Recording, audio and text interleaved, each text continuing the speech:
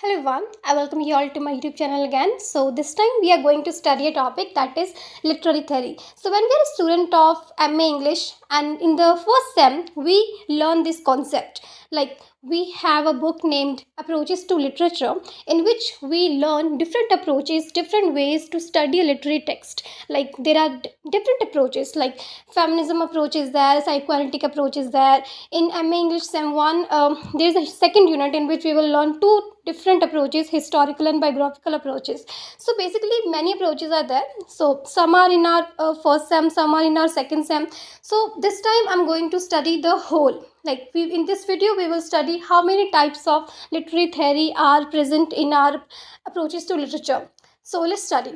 Okay, so first let's understand what is the meaning of literary theory. What is it and why we are studying it. Then literary theory is the study of the different ways we can read, understand, and interpret literature. It gives us tools, methods, and ideas to explore what a text means, how it is written, what it tells us about society. Okay, let me explain in simple words कि आखिर ये क्या है.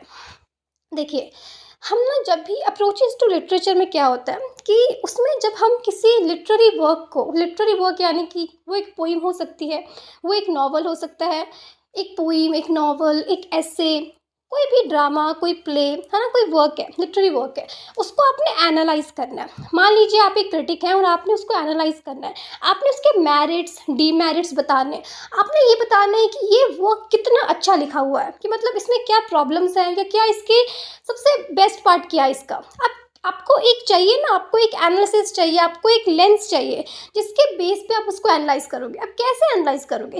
एक work है, several approaches are there. हम किस चीज़ को मेन रख के उसको एनालाइज करें, ये क्वेश्चन बनता है. कि मान लीजिए मेरे पास एक वर्क है चार्ल्स डिकन्स का हार्ड टाइम्स. अब मुझे उसको स्टडी करना है, तो मैं कैसे स्टडी करूँ? क्या मैं उसको स्टडी करते समय, या मान लीजिए एक वर्क हार्ड टाइम्स है, एक पोइम टू हिज कोइमिस्ट्रेस है, मुझे इन दोनों को कंपेयर करना है. तो मैं पहले ये डिसाइड करूँगी ना कि मैं किन बेसिस पे इनको कंपेयर करूँ. कि मतलब एक वर्क है, दोनों बहुत ही अलग वर्क है, एक नॉवल है, एक पोइम है, ठीक है. अब दोनों को कंपेयर करना है तो कोई एक पैरामीटर तो चाहिए ना. कि मान लीजिए एक सिमिलर पैरामीटर लेके चलते हैं, फॉर्मलिस्टिक अप्रोच. मैं इस पर अप्लाई करने वाली हूँ फॉर्मलिस्टिक अप्रोच.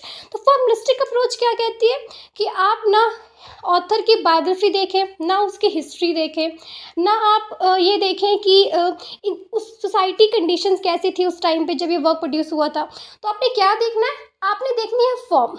अगर वो एक नॉवल है तो देखिए कि उसका नरेटिव स्ट्रक्चर कैसा है, उसको कैसे प्रेजेंट किया गया है, उसको कैसे अरेंज किया गया है, टेक्स्ट को कैसे लिखा गया है, कैसे वर्ड्स उसमें यूज़ किए गए हैं, क्या वो प्रैक्टिकल है, क्या वो सब वर्ड्स मिलके एक मीनिंगफुल, एक पावरफुल वर्क प्रोड्यूस करते हैं. ये कहती है फॉर्मलिस्टिक अप्रोच. ओके, अब वहीं जो पोइम है, अगर हम उस पर लगाएं ये फॉर्मलिस्टिक अप्रोच, तो वो क्या कहती है कि आपने क्या करना है, आपने ऑथर की बायोग्राफी नहीं देखनी है, हिस्ट्री नहीं देखनी है, ये नहीं देखना कि उसने अपनी इमोशंस, अपनी पर्सनल फीलिंग्स कैसे अपने वर्क में प्रोड्यूस किया है या उसको प्रेजेंट किया, नहीं देखना. ये तो क्या देखना है? तो ये देखिए कि आखिर अगर उस पोइम को लिखा हुआ है तो पोइम में यूज़ होते हैं meters, different kinds of meters, rhyming scheme, stanzas कैसे अरेंज किए हुए हैं, कितने लाइंस की स्टांजास हैं, वो चेक करिए. उसमें जो वो मेटाफोर्स यूज़ हुए हैं, क्या वो एप्रोप्रिएट यूज़ हुए हैं, वो जो वो एक मेटाफिजिकल पोइट्री है ना, उसमें जो लिटरेरी टर्म्स यूज़ हुए हैं, क्या वो सही बैठ रहे हैं, क्या उससे वहाँ होना चाहिए था. बेसिकली ये सब चेक करें ना, ऐसे चेक करें. तो अगर मुझे इन दोनों वर्क को कंपेयर करना होगा तो मैं फॉर्मलिस्टिक अप्रोच दोनों पे अप्लाई कर दूंगी और फिर देखूंगी किसने सबसे बेस्ट लिखा है और फिर उसको बेस्ट बता दूंगी कि हाँ ये वर्क सबसे बेस्ट है. तो ऐसे हमें एक पैरामीटर चाहिए होता है किसी वर्क को एनालाइज करने के लिए. अब क्योंकि वर्क अलग अलग होते हैं. एक वर्क है जो फीमेल्स के आइडियाज़ को प्रेजेंट करता है, एक वर्क है जो सेक्सुअलिटी को हाईलाइट करता है, एक वर्क है जो कैरेक्टर्स के अनकॉन्शियस थॉट्स को एनालाइज करता है, एक वर्क है जो हिस्टोरिकल एलिमेंट्स को हाईलाइट करता है. अब डिफरेंट चीज़ें हैं, डिफरेंट वर्क्स हैं, डिफरेंट चीज़ों पे उन्होंने फोकस किया है. तो फिर एक अप्रोच लेके हम कैसे चल सकते हैं? इसीलिए हमें लिटरेरी थ्योरी ये दी गई है. अप्रोचेस टू लिटरेचर जो वर्क है ना, उसमें हमें लिटरेरी थ्योरी को इसीलिए इंट्रोड्यूस किया गया है सो दैट हम समझ सकें कि अगर एक वर्क है वो रिलेट करता है सोसाइटी के साथ, वो रिलेट करता है सोसाइटिकल कंडीशंस के साथ, तो आप उसको फेमिनिस्ट पॉइंट ऑफ व्यू से नहीं आप उसको जज कर सकते। उसको आप न्यू क्रिटिसिज्म थ्योरी अप्लाई करके उसको नहीं जज कर सकते, क्योंकि वो तो वर्क ही और है, उसका तो वर्क का मीनिंग ही खत्म हो जाएगा अगर आप उसको किसी और लेंस से देखना शुरू कर देंगे। तो उसका उस वर्क को लिखने का नज़रिया और है, तो इसीलिए उस पर डिफरेंट अप्रोच लगेगी। इसी तरह अलग अलग वर्क्स होते हैं, वो कहीं ना कहीं एक ग्रुप से बिलोंग करते हैं, ठीक है। अलग अलग वर्क्स हैं, मतलब लिस्ट ऑफ पोइम्स हैं, लिस्ट ऑफ नॉवेल्स हैं, वो बिलोंग करते हैं फेमिनिज्म या फिर फेमिनिस्ट लिटरेरी थ्योरी से, क्योंकि उन सभी वर्क्स में फीमेल्स के रिगार्डिंग बात की गई है। कुछ वर्क्स हैं जिसमें सोसाइटी को रिप्रेजेंट किया गया है, जिसमें इंडस्ट्रियलाइजेशन, कैसे सोसाइटी को ख़राब किया गया है या फिर कैसे पुअर पीपल को प्रेजेंट किया गया है। तो फिर उन्हें ऐसे वर्क्स जो इन सब पे एम्फसाइज करते हैं, उनको अगर आपने जज करना है तो अलग थ्योरी यूज़ करनी है। ओके, तो थोड़ा थोड़ा समझ लीजिए। अब हमने एक एक करके स्टार्ट करना है तो हम समझ जाएंगे।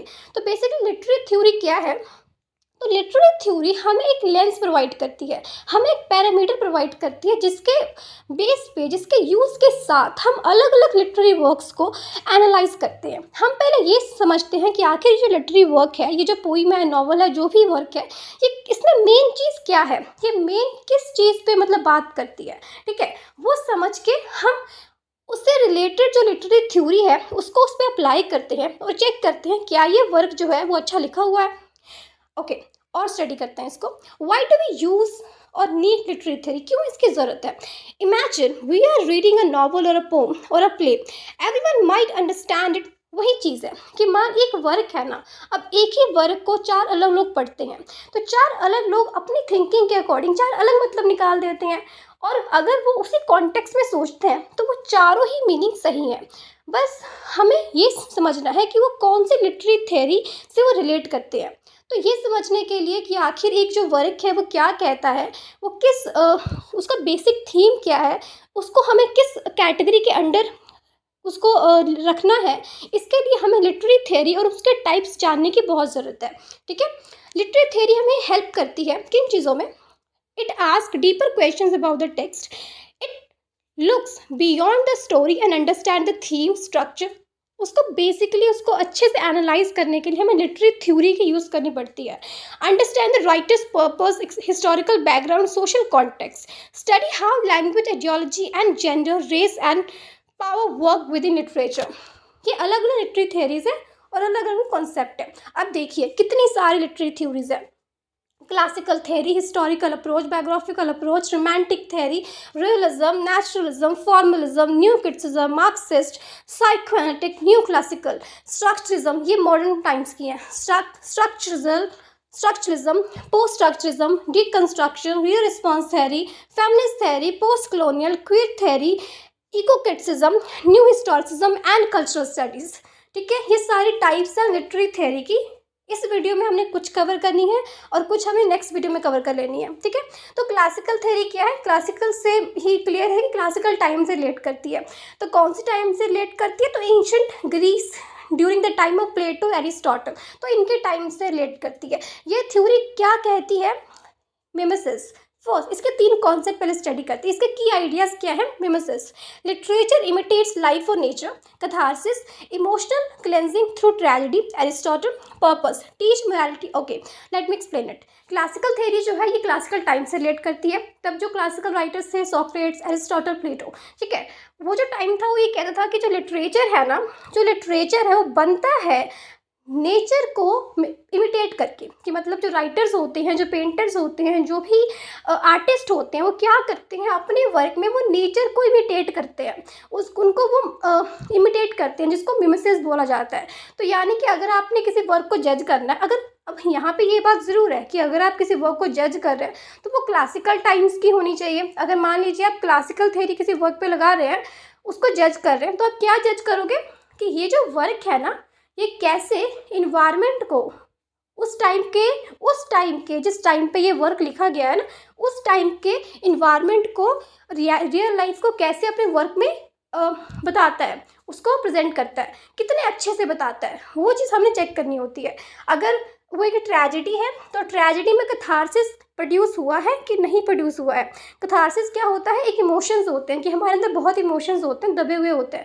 जब हम कोई ऐसा वर्क देखते हैं जो हमें रुलाते हैं, या फिर जब वो उन्हें उसी इमोशंस को जो हमारे अंदर होते हैं उन्हें टारगेट करते हैं ना, उन्हें वो टारगेट करते हैं, तो कहीं ना कहीं हम रोने के थ्रू या वो रोने के थ्रू वो जो इमोशंस होते हैं वो निकल जाते हैं। मतलब एक इमोशनल क्लेंजिंग हो जाती है, हमारे इमोशंस वो हो जाते हैं, हम हल्का फील करते हैं। बेसिकली वो चीज़ होती है कैथारसिस।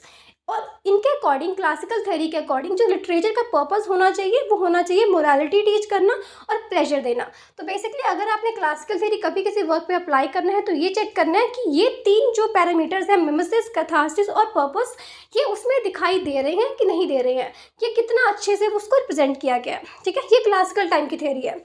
आगे हिस्टोरिकल अप्रोच, आपने लाइन टू लाइन रीड कर लेना है, मैंने आपको सिर्फ थोड़ा सा बता देना, नहीं तो वीडियो बहुत लॉन्ग हो जानी है।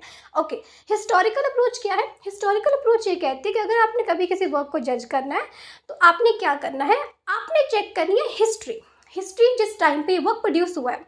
इसको मैं एग्जाम्पल के थ्रू समझाऊंगी। मान लीजिए आप एक वर्क स्टडी कर रहे हैं जो है हेमलेट जो लिखा था शेक्सपियर ने, विलियम शेक्सपियर ने 1601 से 1603 के टाइम पे। अब जो हैमलेट प्ले है उसमें हमें कितना कुछ देखने को मिलता है, राइट। उसमें हमें देखने को मिलता है हैमलेट और क्लॉडियस की फाइट, हैमलेट और क्लॉडियस की फाइट, इसके साथ साथ हैमलेट और उनकी मदर गर्टूड के साथ उनके कॉन्फ्लिक्ट्स, हैमलेट की कॉन्फ्लिक्ट ओफेलिया के साथ, इसके साथ ही एक डेनमार्क का किंग तो हैमलेट होता है, एक और किंग होता है फोर्टिनब्रास। वो क्या करता है, वो हैमलेट के जो किंगडम है डेनमार्क, वहाँ पे अटैक करने की कोशिश करता है। ये स्टोरी है हैमलेट प्ले की। अब हमने चेक करनी है हिस्ट्री, तो हम क्या करेंगे, हम चेक करेंगे कि इस टाइम, ये जो टाइम था ना 1601, इस टाइम पे क्या चल रहा था रियल लाइफ में, उस टाइम पे हिस्टोरिकल पीरियड में, इस टाइम पीरियड में क्या चल रहा था। तब हमें देखने को मिलेगा कि उस टाइम पे 1558 वाला जो टाइम था, तब क्वीन एलिजाबेथ वन का रेन था, वो रेन कर रही थी, उनका राज था।